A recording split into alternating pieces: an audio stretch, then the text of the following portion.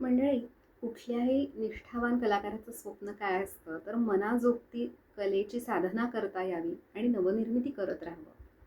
पण याच कलेसाठी कधी-कधी त्याचा पिंड नाही अशाही गोष्टी त्याला कराव्या लागतात. आणि बाबूजींच्या बाबतीत असंच काहीसं झालं. काय घडलं तर त्यांना चक्क चहा विकावा लागला आणि भाजीसुद्धा.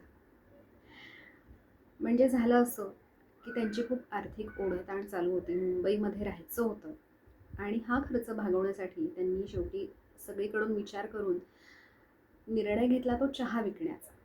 आणि मग एका मित्रांनी 10 रुपये भांडवल दिलं. मग चहा विकला गेला, काही नफा झाला की त्यातून त्याचं भांडवल परत करत जायचं अशी त्यांची योजना ठरलेली होती. मग 4 प्रकारच्या चहाच्या पावडरी आणल्या. त्या मिश्रणाचे वेगवेगळे प्रयोग करून झाले. एक मिक्सचर फायनल झालं आणि आता चहा विकायला लागायचा. त्यांची कल्पना काय होती की 2-4 दिवसात चहा संपेल आणि मग हळूहळू अगदी 50 रुपयापर्यंत आपली कमाई व्हायला लागेल आणि मग सगळाच प्रश्न सुटेल. पण गोष्टी इतक्या सोप्या नसतात. पाण्यात पडल्यानंतर गटांगळ्या खाणं म्हणजे काय याचा अनुभव येतो आणि बाबूजींच्या बाबतीत अगदी हेच झालं.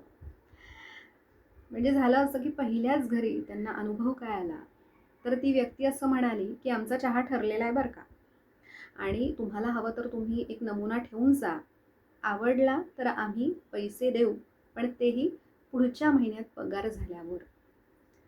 हा व्यवहार काही परवडण्यासारखा नव्हता. आणि मग जी पायपीट सुरू झाली बाबूजींची, त्यातून चहा तब्बल 25 दिवसांनी विकला गेला आणि नफा होता तो 2.5 रुपये. मग भाजी विकून पाहिली. इथे नफा जरा बरा मिळत होता, पण त्यासाठी काय करावं लागायचं तर भल्या पहाटे 3 वाजता उठायचं, मार्केटला जायचं, भाजीच्या पिशव्या भरून घ्यायच्या आणि त्या जड पिशव्या घेऊन चाळीचाळीतून घराघरातून फिरायचं, घरोघरी जाऊन ती भाजी विकायची आणि त्यासाठी असंख्य जिने चढावे लागायचे.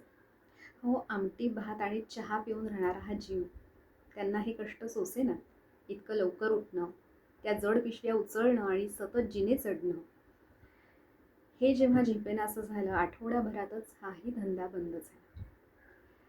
खूप संघर्ष करावा लागला, पण आपल्याला एक नक्की लक्षात येतं की आपल्यालाही कधी निराश वाटलं ना तर बाबूजींचा हा प्रवास, ही वाटचाल आपल्याला प्रेरणा देऊन जाते, मनाला बळ देऊन जाते आणि कसा प्रयत्न करत राहावं लागतं हे आपल्याला समजतं, नाही का?